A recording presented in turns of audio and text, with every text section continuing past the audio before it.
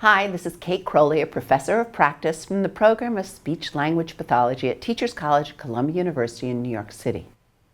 This is Module 4 in this module series, Disorder, Difference, or Gap, a School-Age Disability Evaluation. This module focuses on making that differential diagnosis to distinguish a disorder from a difference from academic gaps. We also have a follow-up interview with the parent 3 months after the evaluation took place. If you haven't done so already, please download Sofie's speech-language evaluation at LEADERSproject.org. So the big question in this evaluation, is there a disorder, is there a difference, or is there a gap? We certainly know there are language and cultural differences. This is a very interesting case. We've got exposure to Puerto Rican Spanish, African American English, Spanish-influenced English, and Standard American English, and we see a lot of language loss in everything except Standard American English. Generally, a language difference is thought of as exposure to dialects and languages other than Standard American English, so we can answer the question as to whether a difference exists with a resounding yes. We also know there are academic gaps. Sofie had gaps in vocabulary and in those high-level academic skills we learn in school, such as how to write a good essay, how to learn and discuss new academic concepts, and how to identify and ask for help when needed. But is there also a disorder? This is where we as evaluators, after we've gathered the information, do hard analysis. The kind of information we gather during an evaluation changes as what we learn leads us to ask more questions. During the evaluation, we are continually gathering information, analyzing it, and seeing what additional information we need. In addition to the data I gathered that you see in this module series, there's a significant amount of data that I gathered during the evaluation that I did not include. For example, Sofie told me about her favorite movie. She also answered the questions and did the narrative from the Lost Cell Phone language elicitation cards. These are also SLAM materials that are available for download at LEADERSproject.org. And she and I had a number of discussions about school and her life. But the information I've gathered began to be duplicative. This additional information helped to confirm my final diagnosis, but did not reveal any additional information about her language skills, which is why I didn't include it.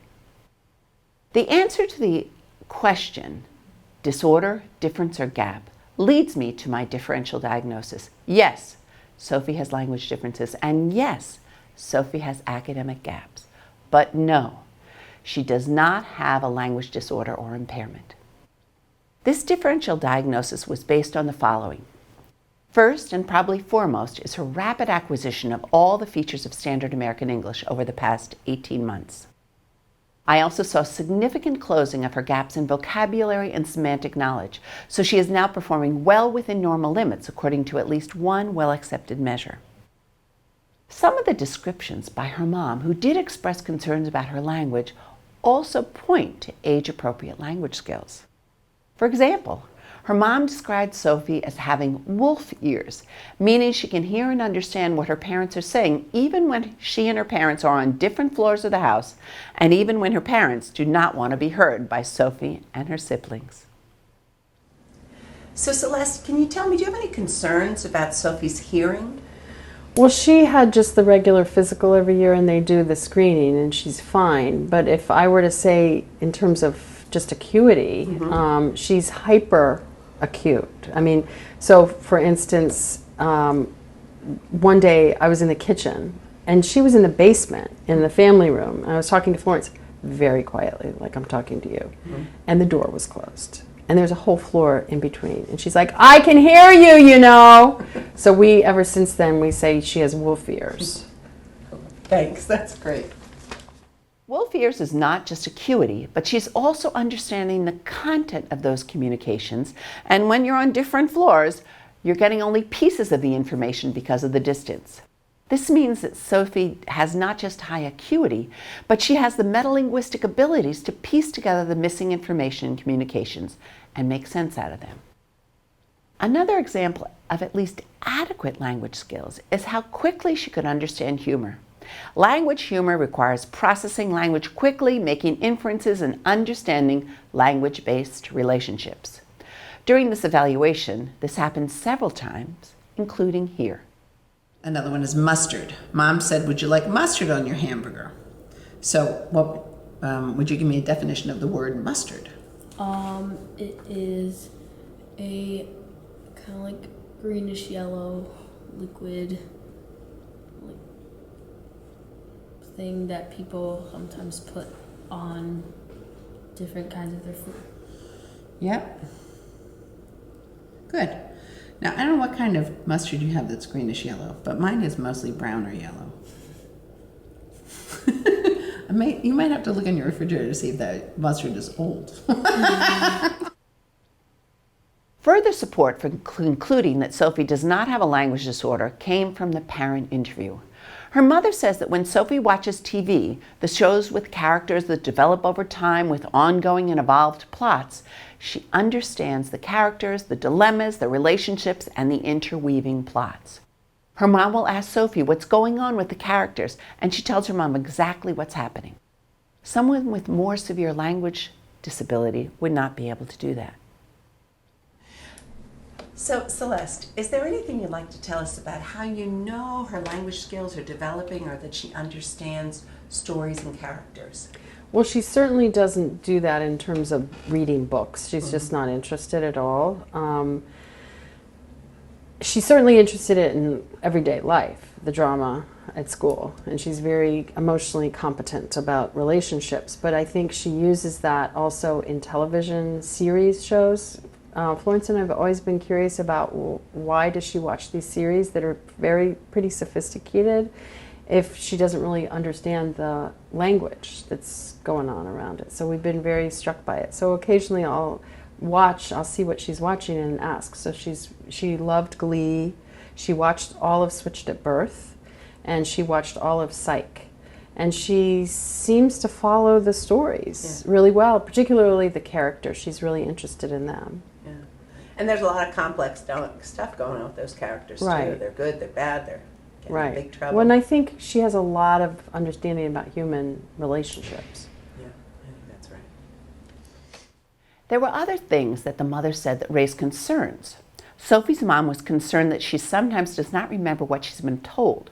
For example, if the family tells Sofie and her siblings they have something planned for the next day, when it is time to leave for the event, Sofie might get upset, saying she was never told there was something planned. This seems to be an outlier to all of the other data collected during the evaluation. It is possible that with the trauma of her early life, Sofie will hear and understand the information, but will be resistant to incorporating it, or she may not want to do what they suggested. It may be simply that she is also a teenager who all seem to have selective hearing. It might also be her parents' view of Sofie's skills was negatively affected by the first speech language evaluator's incorrect finding that Sofie has a severe language impairment. Another concern is with Sofie's difficulty in text comprehension. That is consistent with academic gaps due to vocabulary gaps and limited exposure to the academic register that is more abstract, less context embedded, with more complex vocabulary. Given the linguistic and vocabulary gaps Sofie has already filled, this seems to be further evidence of gaps and not a disorder. As part of the written evaluation and the diagnosis that there was no disorder, I gave the parents some suggestions as to what they could do to close the academic and vocabulary gaps for Sofie. I met with Sofie and her mom in June. In September, I met with her mom again to see how things were going. It is not often that we evaluators get to reconnect to confirm our differential diagnosis and to see progress based on our evaluation and recommendations. Sofie and her mother spent the summer working to close her academic gaps. I'm grateful to Sofie, her mom, and her teacher to have given me access to this process. Here's the update from the mother on what they did over the summer and how Sofie is doing now. So Celeste, the last time we talked about the problems with that prior evaluation, and I made some recommendations. Can you tell me a little bit what happened after that? Well, the school, I shared, the general overall idea with the school, and they agreed, and they talked about how hard she works and how much change they've seen in her in a couple years in terms of closing up the gaps. But you had recommended a couple computer-based, or at least one program that was computer-based that I thought I could buy that was listening comprehension and vocabulary development and reading comprehension. And so I thought I'd had her talked into doing it over the summer.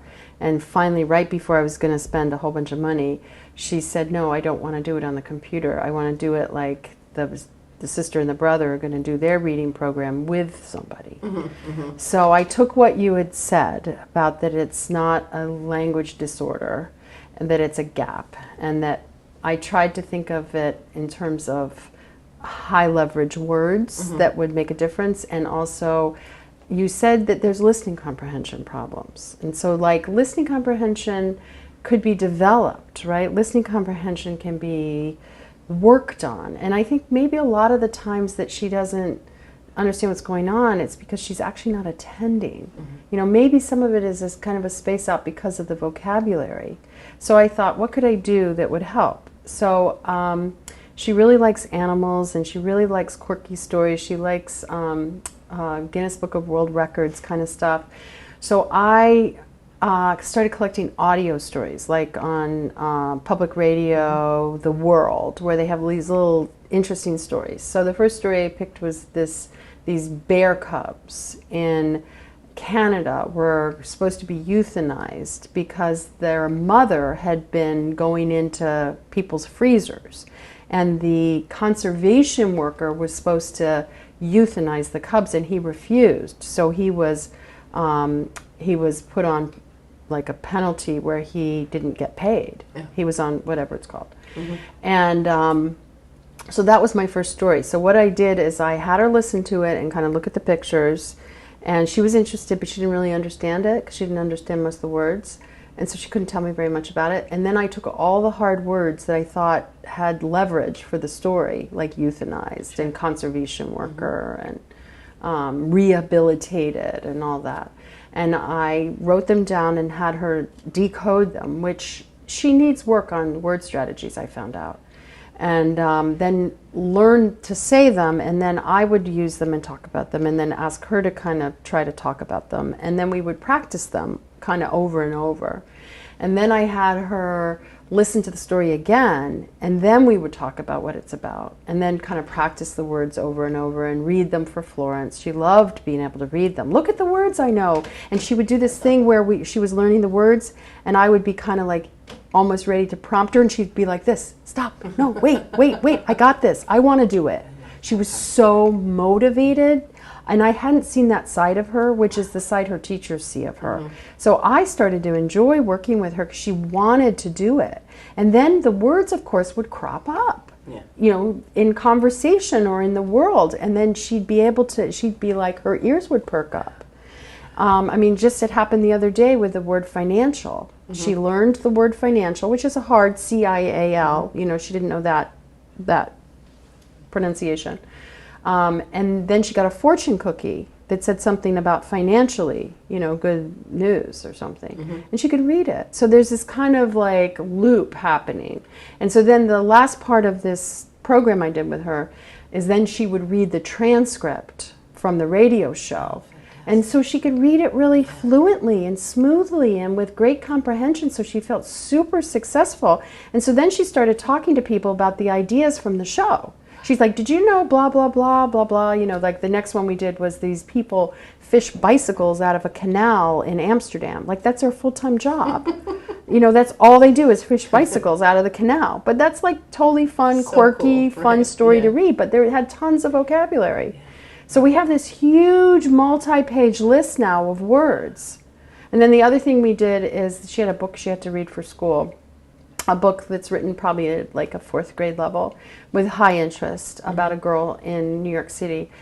And so she read one page, I read one page. And when we came to a word that I thought maybe she wouldn't be able to understand what was going on, I'm like, do you know that word? And if she didn't know it, I wrote it down and we would talk about it and then review the words at the end of, and then we'd review the words again before we read it the next time. And I also kind of did a lot of think alouds with the book, like, like, I'm wondering if this is going to happen, I'm wondering if that's going to happen, and I don't really understand why she said this, and like, I'm confused about which character's talking, and most of the time I wasn't really making up questions, they were just really questions I had while I was reading. And then she started asking questions while she was reading by the end of it. And so her teachers said that they've seen a huge jump. And the other thing I did is I said, you know, I'm really good at teaching kids how to read who haven't learned how to read very well. And so I did this like believing game. And so then I kept saying, and I'm saying to her more and more, like, hey, you remembered that you have such a good memory for words. Yeah. So I'm kind of restorying who she is, because you restoried her for me.